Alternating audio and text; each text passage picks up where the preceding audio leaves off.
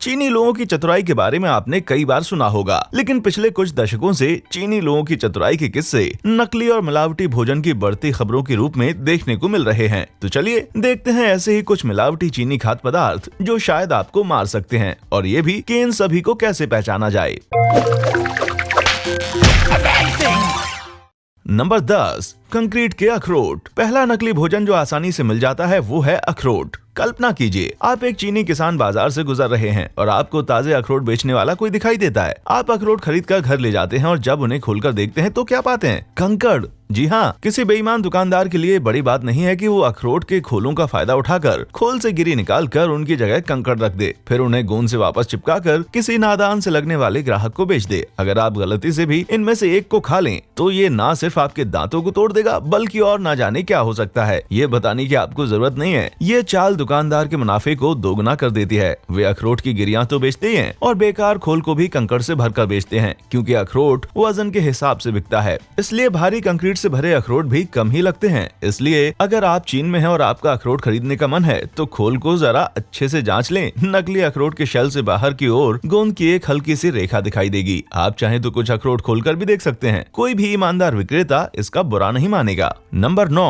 औद्योगिक नमक। आजकल के समय में मसाले भी सुरक्षित नहीं हैं। अक्सर चीन के व्यापारियों को आटे और पिसे हुए सूखे कीचड़ को काली और सफेद मिर्च में मिलावट के तौर पर इस्तेमाल करते हुए पकड़ा गया है। हालांकि ये सब आपके लिए जानलेवा सिद्ध नहीं होगा, लेकिन चीन का मिलावटी नमक शायद आपके बीपी से भी बढ़कर किसी चीज के लिए खतरा हो सकता है। ये सब इसलिए क्योंकि कुछ रेस्टोरेंट और मिलावटखोर औद्योगिक नमक को साधारण नमक के मुकाबले एक सस्ता विकल्प समझते हैं। हालांकि ये दोनों दिखने में जरूर एक जैसे लगते हैं, लेकिन काम में एक दूसरे से काफी अलग हैं। औद्योगिक नमक का इस्तेमाल आमतौर पर मशीनों की सफाई करने या कागज, ब्लीच और टायर बनाने में किया जाता है। साधारण नमक के उलट औद्योगिक नमक कैंसर का कारण बनता है और इंसानों द्वारा इस्तेमाल किए जाने पर उनके लीवर और किडनी को भी नुकसान पहुंचाता है। आप जिस नमक का स्वाद ले रहे हैं उसमें अगर कुछ संदिग्ध है तो बेशक शिकायत करने के योग्य है, लेकिन क्योंकि चीन में सरकारी नियम काफी कमजोर हैं, इसलिए जालसाज और अवसरवादी लोग ग्राहकों को इन हानिकारक मिलावटी खाने के जरिए लूटकर आसानी से बच सकते हैं। नंबर 8, सड़े हुए चावल नूडल्स। दोपहर के खाने का समय है और आप भूख से मर रहे हैं और काफी इंतजार करने के बाद जब प्लेट की ओर देखते हैं तो पाते हैं सड़ा हुआ खाना। शायद आपके साथ ऐसा हो सकता है। अगर आप किसी छुट्टी के दिन चीन के किसी गलत रेस्टोरेंट में चले जाएं,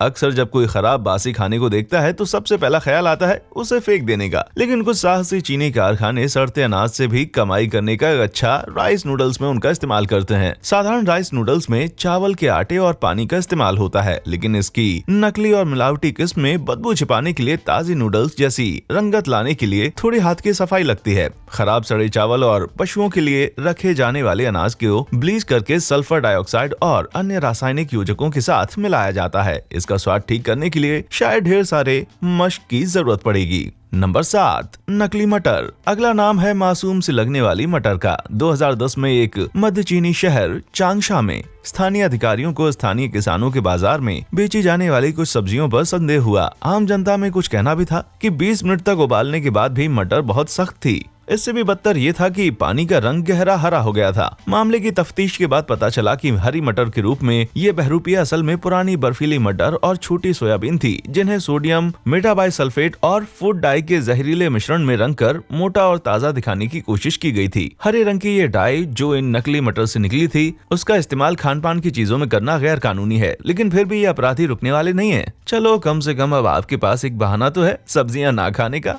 नंबर 6, बोगस बीफ। आपके कुछ शाकाहारी दोस्तों ने आपको जरूर ऐसे कुछ शाकाहारी विकल्प बताए होंगे जो स्वाद में बिल्कुल असली मीट के जैसे लगते हैं। खैर, कहीं का तरीका कुछ अलग ही है। चीन की पुलिस ने कई मौकों पर ऐसे कई अपराधियों को पकड़ा है जो बीफ के नाम पर मिलावटी पोर्क बेचा करते थे। बीफ के पाउंड के बदले पाउंड का हिसाब पोर्क के मुकाबले महंगा होता है और जल्द लाभ भी मिलता है। ऐसे ही एक उदाहरण के तौर पर शांगसी के उत्तरी प्रांत में अधिकारियों ने 20,000 किलोग्राम पोर्क जब्त किया, जो पैराफिन, मोम, औद्योगिक नमक और अन्य घातक रसायनों में भिगोया गया था ताकि वो गोमांस की तरह दिखाई दे। इसका इस्तेमाल न केवल सेहत के लिए हानिकारक है बल्कि कुछ समुदायों के धार्मिक और नैतिक विचारधारा के विरुद्ध भी है। चीन में 20 लाख मुसलमान रहते हैं और उनका इस्लामिक विश्वास उन्हें पोर्क खाने की इजाजत नहीं देता। इसलिए अगर उनमें से कोई भी अनजाने में ये नकली गौमांस खा लेता तो उन्होंने अपनी इच्छा के विरुद्ध अपने धार्मिक नियमों का उल्लंघन किया। इस सब के बाद वो शाकाहारी हॉट डॉग्स अब इतने ज्यादा बुरे नहीं लगते। नंबर 5, नकली शहद। विटामिन, एंजाइम और एंटीऑक्सीडेंट से भरपूर शहद आपको ऊर्जा देता है और आपकी इम्यूनिटी को भी बढ़ाता है। असली शहद जरूर ऐसा करता है, लेकिन चीन के कुछ मिलावटी शहद भी हैं, जिसे मक्के के सिरप और चाशनी से बनाया जाता है। इसमें अक्सर कुछ अनाधिकृत कीटनाशक भी पाए गए हैं, जो आपकी कटोरी के आसपास बिल्कुल नहीं होना चाहिए। चौंकाने वाला एक उदाहरण कुछ ऐसा है कि इस नकली शहद ने अमेरिकी दुकानों तक अपना रास्ता बना लिया था। हनी लॉन्ड्रिंग के एक मामले में 2 अमेरिकी कंपनीज हनी सॉल्यूशंस और ग्रो फार्म्स को अमेरिकी संयुक्त राज्य में जानबूझकर $2 मिलियन के मूल्य के शहद का आयात करते हुए पकड़ा गया था। असल में निर्माण की जगह की जानकारी को छुपाने और नजर सुरागसानी से बचने के लिए चीन में बने शहद को वियतनाम के रास्ते ले जाया जा रहा था। लेकिन नकली शहद के तस्करों ने खुद को एक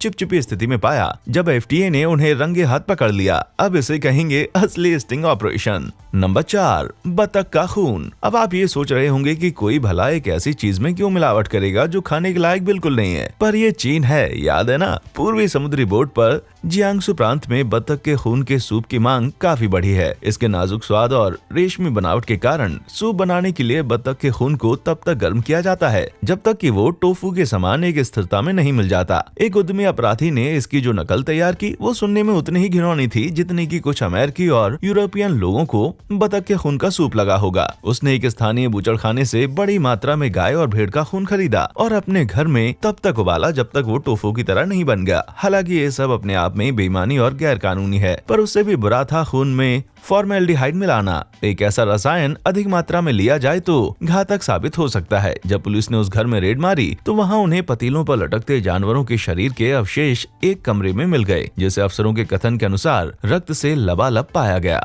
नंबर 3, नकली चावल। ये कुछ ऐसा बनाने की विचित्र कोशिश थी जो पहले से ही काफी सस्ता है, नकली चावल। और अगर आप भाग्यशाली हैं तो आपके द्वारा खरीदा गया नकली चावल रोल किए गए कागज के छोटे छोटे टुकड़ों से बना है। न खाने योग्य है ना, पोषण विहीन, हाँ, जहरीला नहीं, मेरे ख्याल से नहीं। लेकिन अगर आप चीन में हैं और बदनसीब भी, तो शायद आपने जो चीज खरीदी है वो सिंथेटिक रेसिन से बने चावल के दाने हैं। सिंथेटिक रेसिन सिर्फ प्लास्टिक है जो रिसाइकलिंग प्रक्रिया के दौरान अविश्वसनीय रूप से सस्ते में उत्पादित किया जा सकता है। कोरिया टाइम्स ने बताया कि इन नकली प्लास्टिक के चावल के 3 कटोरे पूरे किराने की थैली खाने जितना प्लास्टिक है। उरग, ये चालाक अपराधी असली चावल के दानों को नकली के साथ मिलाते हैं, जिससे कुछ नोटिस करना मुश्किल हो जाएगा। इन नकली चावल को नाइजीरिया जैसे दूर दराज के देशों में निर्यात करने की भी खबरें आई हैं। अंतर बताने का एक आसान तरीका ये है कि बिना पके हुए चावल को तलें। अगर वो भूरा हो जाए तो ये असली है, लेकिन अगर वो पिघल जाए और जलती हुई प्लास्टिक की तरह बदबू आने लगे तो तुरंत इससे छुटकारा पा लें।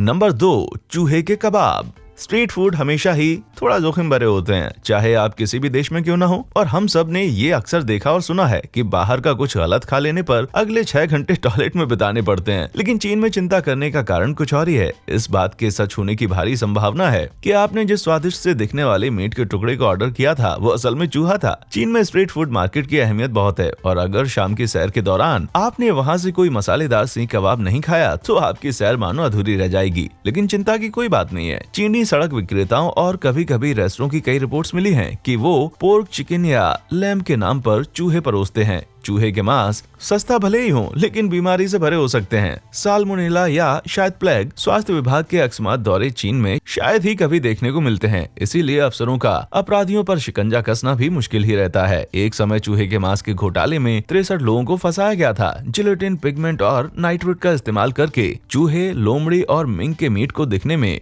भेड़ के बच्चे के मांस जैसा बनाया गया था। खाद्य धोखाधड़ी के इसी तरह के उदाहरणों में फरवरी 2003 में एक शांगसी प्रांत की एक घटना भी शामिल है, जब एक विक्रेता को भेड़ के बच्चे के मांस में इतनी भारी मात्रा में कीटनाशक मिलाकर बेचते पकड़ा गया कि उससे किसी की मौत ही हो जाए। इसकी तुलना में चूहे का मांस इतना ज्यादा बुरा नहीं लगता। नंबर 1 पर आने से पहले जरा एक नजर कुछ माननीय उल्लेखों पर भी डाल ही लीजिए। खाना खत्म करने के बाद अपनी प्लेट से चूहे के मांस और प्लास्टिक के चावल सही से धोने के लिए कुछ तो चाहिए होगा। वैसे ऑफर में नकली पेय भी बहुत सारे हैं। चीन में मिलावटखोर और धोखेबाज लोगों ने नल के पानी को मिनरल वाटर का दर्जा भी दिया है। बोतलों पर नकली लेबल लगाकर अगर आप भाग्यशाली हैं तो शायद आपके पीने के पानी में किसी भी प्रकार का कोई सूक्ष्म जीवाणु या परजीवी छिपा नहीं हो सकता है। और यदि आप कभी भी चीन में एक ग्लास वाइन ऑर्डर करते हैं तो सुनिश्चित कर लें कि आपको वही मिल रहा है जिसकी आप कीमत अदा कर रहे हैं। चीन में नकलखोरों को विंटेज रेड नामक वाइन के स्वाद की नकल करना अच्छे से आता है। यहाँ तक कि नकल करने के लिए वो एक्सपायर्ड फलों के रस और कच्ची शराब को मिलाकर नकली शराब बनाने के लिए जाने जाते आते हैं। यदि आप शराब के शौकीन नहीं हैं, तो आप शायद तब तक अंतर नहीं बता पाएंगे जब तक आप बीमार ना पड़ जाएं। इसीलिए $200 की वाइन पर कुछ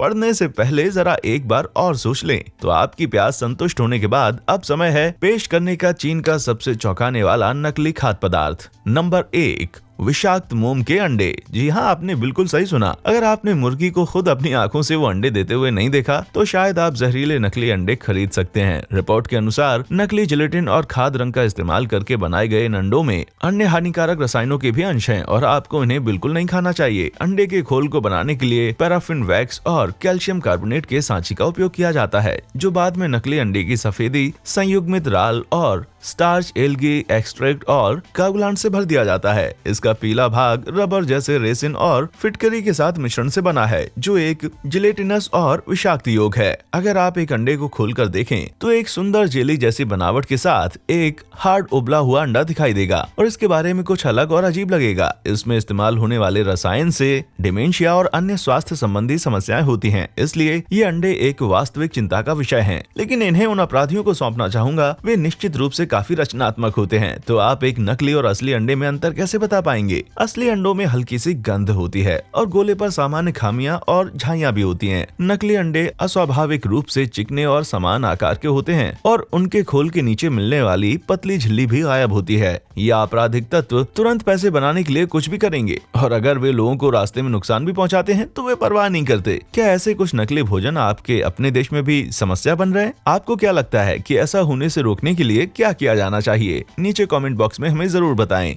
वीडियो देखने के लिए शुक्रिया।